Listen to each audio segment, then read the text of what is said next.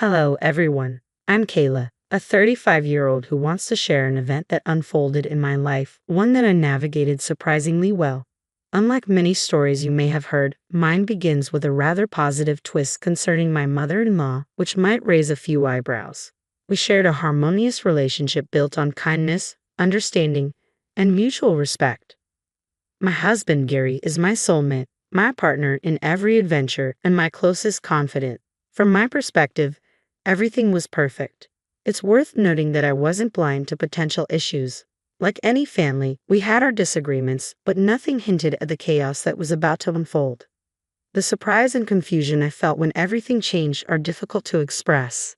I'm still trying to process what happened and why I felt driven to seek revenge on both Gary and my mother-in-law. Here's the backstory. I had planned a special family vacation, initially just a getaway for Gary and me. But then I thought of Janice, my mother-in-law, who had been widowed for 3 years. Imagining her loneliness, I decided to extend the invitation to her, hoping to make the trip unforgettable for all of us. The plan was to explore Italy, immersing ourselves in the rich culture of Naples, enjoying delicious meals, and soaking up the sun along the Mediterranean. I was thrilled at the prospect of creating beautiful memories and deepening our bond. I took care of all the major arrangements, covering the costs of our accommodations, meals, and activities, while Gary and Janice could contribute to any extras if they wished.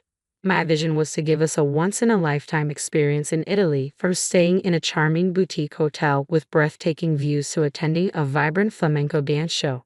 The excitement among us was palpable, and I was bubbling over with joy at the surprise I had planned for Janice and Gary. Little did I know that the events about to unfold would challenge my unwavering trust and shatter the seemingly flawless harmony of our family life. I was on the brink of an experience that would dramatically shift my perspective on family loyalty and expose the startling complexities of deceit. But let's not get ahead of ourselves. Let me take you back to a moment filled with anticipation and dreams of our trip to Italy, a time when our aspirations burned with potential and optimism.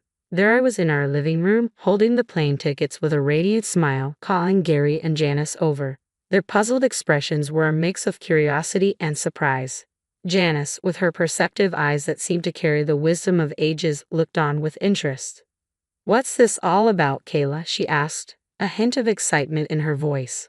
With a grand flourish, I presented the plane tickets and excitedly outlined our splendid Italian vacation. I had meticulously planned every detail of our trip, eagerly watching their faces for a glimpse of the joy and appreciation I felt. Gary's reaction was immediate. His face lit up, eyes sparkling with excitement. "Kayla, you're amazing. This trip sounds incredible," he exclaimed. Janice's response was more subdued but equally heartfelt. "Oh, Kayla, you've gone above and beyond. This is such a generous gift," she said, her warmth enveloping me. In that moment, I was filled with pride and happiness. Their reactions confirmed the love and thought I had poured into planning this surprise. I truly believed this vacation would strengthen our bonds even further, creating memories that would last a lifetime and fortifying connections that already felt indestructible.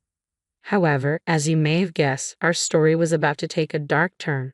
Beneath the surface of our seemingly perfect relationships lay a complex web of deceit and betrayal poised to ensnare us. The unraveling truth would test the boundaries of forgiveness and challenge our understanding of what it meant to be a family. As we embarked on our journey and boarded the plane to Italy, the air was thick with anticipation. We were set to dive into the vibrant life of its streets, blissfully unaware of the challenges that lay ahead. The first week of our trip unfolded like a dream.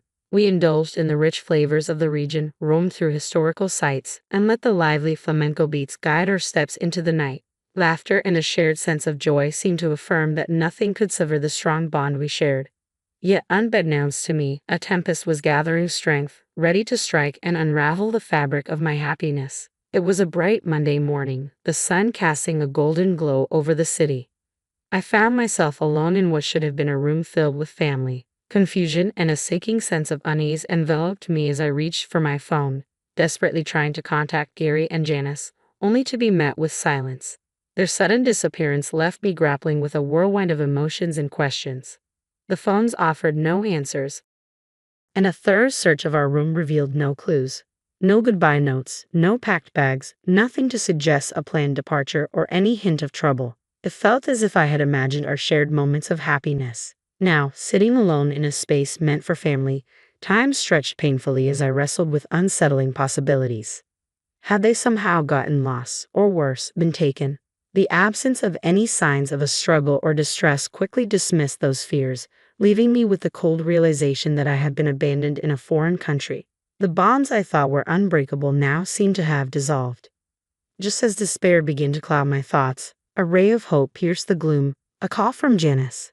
A mix of emotions overwhelmed me, relief at knowing they were at least safe, confusion over their unexplained departure, and a deep sense of betrayal. With a heart heavy with conflicting feelings, I answered, my voice betraying my worry and incredulity. Janice, where are you? What's going on? I asked, hoping for some understanding, some reason that could make sense of this situation. However, the response I received was far from the warm, comforting tone I was used to from Janice. Her voice, edged with a hint of coldness and frustration, was almost unrecognizable. Kayla, I thought I should at least return your call since you've tried reaching me so many times, she said, her words striking a chill through me. The affectionate, kind-hearted Janice I knew seemed distant, replaced by someone whose actions I couldn't reconcile with the love and respect we once shared. I'm sorry if I bothered you, I replied, my voice filled with genuine concern. I just couldn't find you or your things and started to worry something bad might have happened. Her next words hit me like a physical blow, carrying a chilling indifference. We left you. Confused and hurt, I pressed for an explanation. But why? What did I do? I couldn't stand another week with you, so we had to leave, she said bluntly. Stunned, I struggled to process the weight of her words. I asked, what do you mean? Did I do something to upset you? Yes, how can you not see it? Janice snapped. You just decided we were going on this trip, assuming I'd be okay with spending so much time together. I can handle a few hours at family gatherings, but 3 weeks? I couldn't pretend any longer. After just 1 week, I was at my limit. Her words carried a harshness I had never encountered before, leaving me stunned. I'm sorry, but Gary and I are headed to the airport now. We just can't be around you any longer, she added, her announcement sending shockwaves through me. This revelation challenged everything I thought I knew about our relationship. How could our seemingly strong bond dissolve so quickly? I was left questioning what I had done to provoke such a reaction and whether there was any way to mend the rift between us. Feeling a mix of confusion and sorrow, I tried to express my unawareness of her feelings. Janice, I honestly had no idea you felt this way. You wouldn't have known. I led you to believe everything was fine, she replied, her tone icy.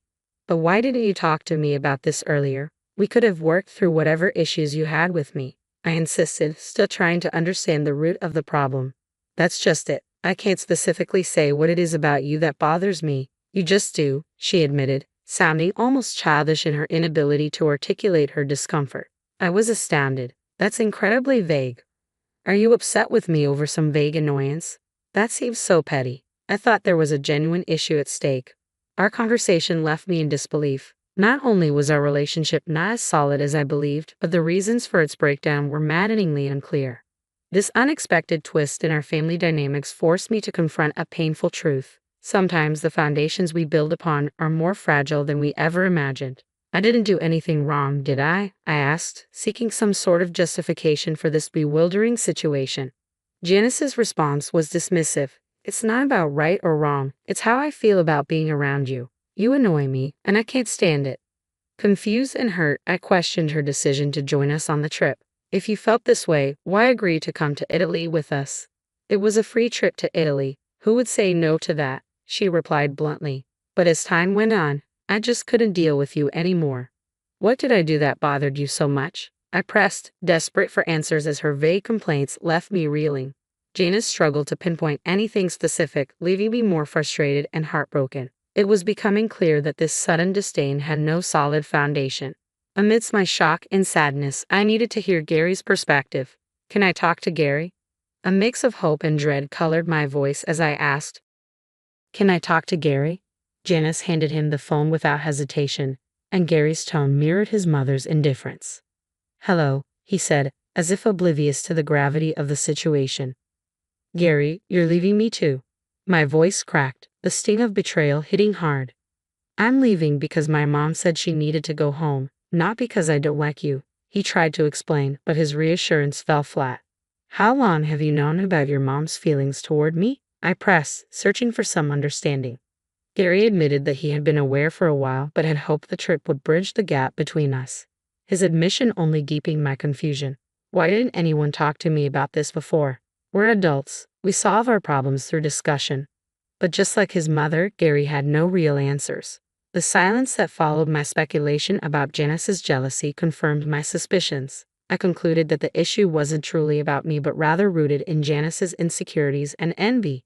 After ending the call, I paced my hotel room, bewildered and hurt but also enlightened. Decades of life experience reminded me that sometimes people's issues with you stem more from their internal struggles than from anything you've done. Jealousy, insecurity, and unresolved personal problems can drive people to irrational dislike or resentment. It was a hard lesson in human nature, one that would take time to fully digest. I never would have guessed that the ones to push me to my limit would be my own family. The sting of betrayal from those closest to me was something I never saw coming. After a moment of deep sadness, a spark of realization hit me. It was time for me to stand up for myself and take charge of my situation. This was the turning point, a moment that would mark a new chapter in my life. As I dried my tears, a fierce resolve took hold. I would no longer let their cruel actions consume my emotions. It was time for them to understand that they couldn't just walk all over me without consequences. With my hands still shaking, I called Peter, a lifelong friend who had stood by me through every high and low. I confided in Peter about the entire ordeal in Italy, and without hesitation, he offered his unwavering support. "Kayla, you've always been unstoppable. Tell me what you need, and I'll be there," he said, his voice a comforting blend of concern and eagerness to help. An idea sparked in my mind, both cunning and poetic. "Peter, does your construction company still deal with that annoying excess sawdust?" "Yeah, it's a constant bother," he replied, puzzled yet intrigued. "I have the perfect solution for it," I said, revealing my plan to use the sawdust as a symbol of the mess they'd made of our relationship. My idea was to fill Janice's house with it, touching every corner as a reminder of the turmoil she had caused. Peter, always the adventurous spirit, was immediately on board, amused and impressed by the creativity of the plan. Together, we plotted how to carry out this unique form of justice. "But how will we get inside before they return?" he wondered. "There's a spare key under the potted plant on the patio. That's our entry point," I explained, having thought through every detail. "You've thought of everything. I underestimated you," he chuckled, admiration in his voice. Determined to reclaim my power and no longer be overlooked, I embraced this new resolve as the plan unfolded. Peter confirmed the execution, and I waited eagerly for the inevitable fallout. This wasn't just about revenge. It was a statement that I was not someone to be dismissed lightly. Then, as if on cue, my phone signaled a new message from Peter. "The deed is done," he wrote. Now, it was just a matter of time before they discovered the extent of my response. This wasn't merely a prank. It was a lesson in respect and a reminder of the consequences of underestimating someone's resolve. I could hardly contain my excitement as I opened the pictures Peter had sent. The sight was unbelievable. Janice's immaculate home was now chaos, completely submerged under a blanket of sawdust. It looked as if a sandstorm had swept through, leaving our mark of mischief in every corner. I couldn't help but laugh as I spoke with Peter over the phone. I experienced a moment of joyous release from the betrayal that had weighed so heavily on me. It was a strange kind of triumph, sharing this victory with Peter, a friend who stood by me through such an unconventional response to hurt. "There's a certain satisfaction in being a little naughty," he remarked, and I couldn't agree more. As time passed, my anticipation grew for Gary and Janice's reaction. I imagined their shock and confusion upon returning to a home transformed by our handiwork. Eventually, Gary called, his voice laced with shock and a hint of panic as he described their astonishment at the sawdust-filled house. Listening to him, I couldn't help but feel a twisted sense of satisfaction. My heart swelled with the knowledge that my message had been delivered. Actions have consequences, I thought, savoring the moment. "Kayla, this is terrible." Mom's beside herself, Gary lamented. Without hesitation, I admitted my role in their unexpected welcome home. "Well, how could you just abandon me like that?" I retorted. "Was this you?" Gary's confusion was palpable. Then Janice's voice cut in, demanding the phone from Gary before accusing me directly. Despite their attempts to pin the blame on me, I coolly deflected. "Maybe it's time you consider security measures for your home," I suggested, the irony not lost on me. Janice's complaints about the inconvenience and discomfort caused by the sawdust only reinforced my point about their choice to leave me stranded in Italy. Amidst the chaos, I felt a surge of empowerment. I had sent a clear message. I was not someone to be underestimated or discarded without thought. The fallout from our orchestrated chaos served as a reminder of the strength I had reclaimed by standing up for myself. The question of when I would return from my vacation lingered in my mind. I had originally planned to stay for 3 weeks, but now I toyed with the idea of extending my trip a bit longer. During a phone call, as Janice lamented the state of her home, Gary couldn't hide his dismay. "Kayla, this is terrible. How could you?" he implored. I couldn't resist playing innocent. "Why would you think I'm involved? I'm just here enjoying the jacuzzi. How could I possibly orchestrate such a thing?" Holding back my laughter was a challenge as they fumbled over their suspicions, unable to pin anything concrete on me. The thrill of seeing them so bewildered was undeniable. As I ended the call with Gary, a wave of satisfaction washed over me. I had flipped the script, forcing them to confront the consequences of their own actions. What I had done might have been extreme, especially considering Janice's age and the potential health risks posed by a sawdust-filled house. But I was certain they wouldn't dare stay there, opting instead for a prolonged hotel stay. Meanwhile, I extended my vacation, savoring the Italian culture and the freedom I had reclaimed. Back home, Gary and Janice faced the daunting challenge of cleaning up the colossal mess, a task that seemed almost Herculean. The thought of Janice moving in with us, given her aversion to my company, was an ironic twist I found amusing. This situation highlighted a harsh truth. Sometimes people only understand the impact of their actions when faced with direct consequences. The entire ordeal served as a poignant reminder that the only way to teach someone a lesson is often by letting them experience the repercussions of their actions firsthand. So if you ever find yourself in a position to serve justice in your own unique way, perhaps it's not such a bad idea to seize the opportunity. After all, it gives those who have wronged you something tangible to ponder over.